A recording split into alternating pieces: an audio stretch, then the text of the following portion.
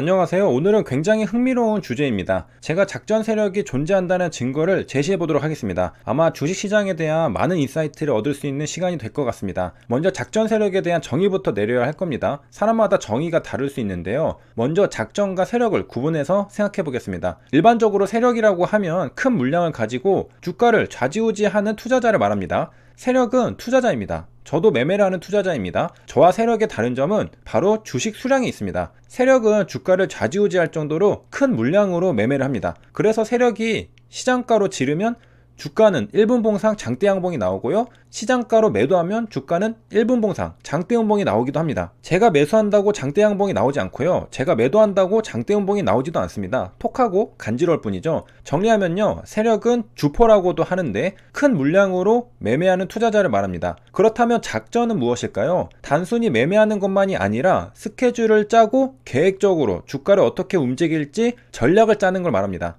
주식시장에서는 큰 물량으로 매매하는 투자자들이 많은데 이들을 작전 세력이라고 부르지 않는 이유는 그날 주도주에서 단타를 치기 때문에 그렇습니다. 이런 트레이더들이 뉴스 기사를 내보내거나 회사의 스케줄을 알고 매집해서 주가를 띄우거나 하는 게 아닙니다. 단순히 먹을 자리에서 매매를 할 뿐입니다. 이에 반해 작전은 철저히 계획적으로 움직입니다. 물량을 매집하고요. 뉴스 기사와 함께 주가를 적극적으로 띄웁니다. 보통의 트레이더가 주가가 상승하는 것을 보고 발견해서 매매하려고 마음먹는다면 작전 세력은 주도적으로 주가를 띄웁니다. 주가가 상승하기 전에 이미 주가를 띄울 계획을 가지고 있다는 것이죠. 이들은 어떻게 싸게 주식을 매집해서 어떻게 비싸게 주식을 매도할까를 고민합니다. 정리하면요. 작전은 계획적으로 스케줄을 짜고 뉴스 기사 등을 통해 적극적으로 주가를 띄워서 사전에 매집한 물량을 매도하기 위한 전략을 말합니다. 그러니까 작전 세력이라 한다면 꽤 오랜 시간 동안 주가를 관리하면서 차트를 만드는 개인 혹은 집단이라 부를 수 있을 겁니다. 동향이 상한가를 가기 전 차트를 보면 인위적으로 주가를 살금살금 올려놓은 걸 볼 수 있습니다.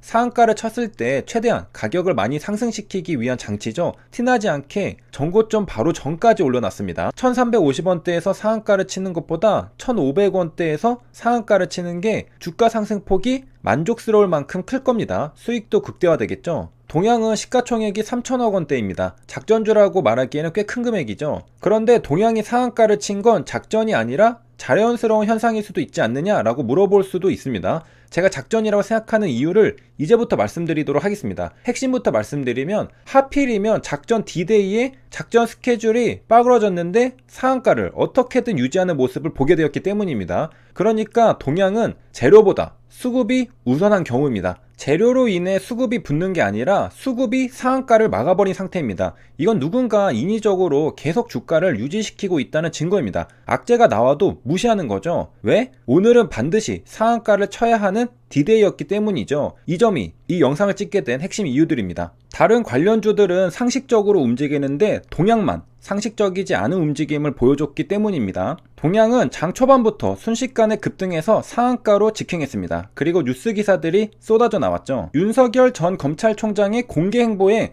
동향 관련주들이 줄줄이 급등했다는 뉴스 기사죠. 동향이 윤석열 관련주로 분류되는 건 여느 윤석열 관련주와 마찬가지의 이유입니다. 동향의 임원들이 윤 전 총장과 서울대 동문이라고 하고요. 법무법인 태평양에 근무하는 등 친분이 있다는 것입니다. 사실 윤석열 관련주는 오래전부터 많은 종목들이 급등을 해서 이제는 다소 식상한 재료가 아닌가 싶은 테마였는데요. 그럼에도 동향이 상한가를 갔습니다. 이건 재료보다 수급이 강력하면 상한가를 언제든지 갈 수 있다는 걸 의미합니다. 여기까지는 뭐 그렇다고 볼 수 있는데요. 재미있는 사건은 오후에 발생하게 됩니다. 윤석열 악재가 떠버립니다. 공수처에서 윤석열을 직권남용 혐의로 수사에 착수했다는 뉴스 기사가 대대적으로 보도가 된 것이죠. 오후 2시 33분이죠. 참 운명의 장난이죠. 하필이면 동향이 윤석열 관련주로 분류되면서 상한가를 갔는데 오후에 윤석열 악재가 나오게 된 것입니다. 이거 어떻게 해야 하나 생각이 들었겠죠? 상식적인 건 뭘까요? 매도죠. 악재가 나왔으니까 반영이 되어야 할 겁니다. 전부 되돌림이 나오진 않더라도 일부 되돌림은 있어야 할 겁니다.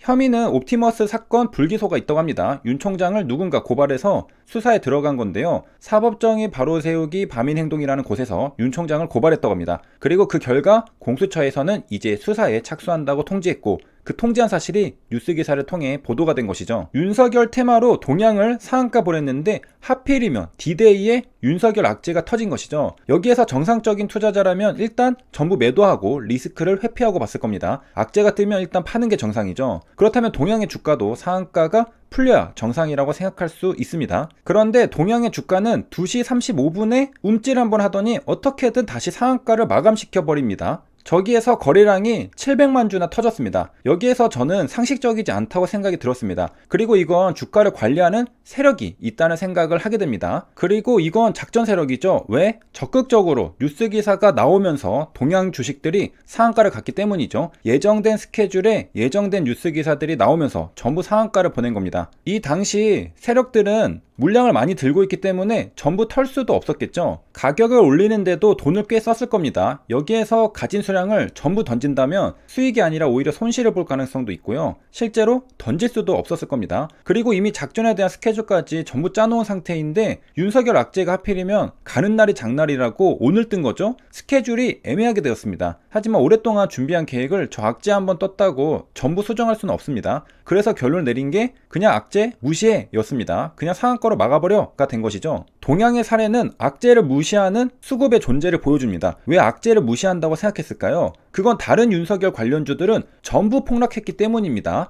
아마 다른 관련주들도 멀쩡했다면 별거 아니구나 생각했겠지만 다른 윤석열 관련주는 폭락하는데 동향만 상한가에 버틴다는 게 이상하게 느껴진 것이죠. 그리고 이건 작전 세력이라고 생각하는 이유가 주가에 영향을 미치는 존재로 일반적으로 세력이라고 부를 만큼 수량이 큰 투자자들도 있는데 이들은 악재가 나오면 철저히 리스크 관리를 합니다. 물량이 큰 만큼 리스크 관리도 철저합니다. 하지만 동향은 오히려 2시 35분에 투매까지 전부 받으면서 상한가를 어떻게든 잠궜습니다. 이건 반대로 한 거죠. 일반적인 큰손 투자자가 아닌 겁니다. 지금 동향은 상식적인 선과 전부 반대입니다. 악재가 나왔는데도 매도하는 게 아니라 투매를 전부 받은 겁니다. 오히려 매수한 것이죠. 실제로는 물량을 털은 거 아니겠느냐 생각할 수 있는데 그렇다고 보기 힘듭니다. 왜냐하면 세력이 물량을 털었다면 그걸 받은 개인들이 윤석열 악재가 나왔는데 들고 있을 사람들이 누가 있을까요? 전부 나도 던지자 하겠죠. 이건 누군가 물량을 받아서 다시 한번 잠근 겁니다. 자, 이제 비교를 통해 왜 동향이 비정상적이었는지 보겠습니다. 윤석열 관련주들의 오후장 차트를 보겠습니다. 애니능률 폭락했죠. 일봉이고요. 덕성도 폭락했죠. 2시 43분에 저점을 찍었습니다.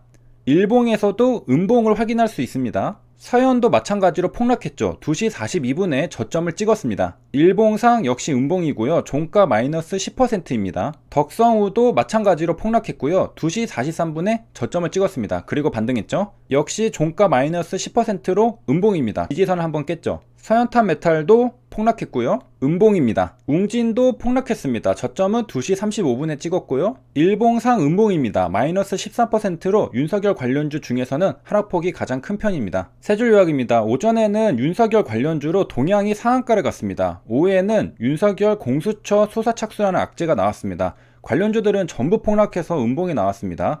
그런 와중에 윤석열 관련주 동향 혼자만 상한가를 유지하는 모습을 보여줬습니다. 동향 혼자만 상식적인 선에서 납득하기 어려운 주가 흐름을 보여주기 때문에 작전 세력이 존재한다고 생각했습니다. 여기까지 시청해주셔서 감사합니다.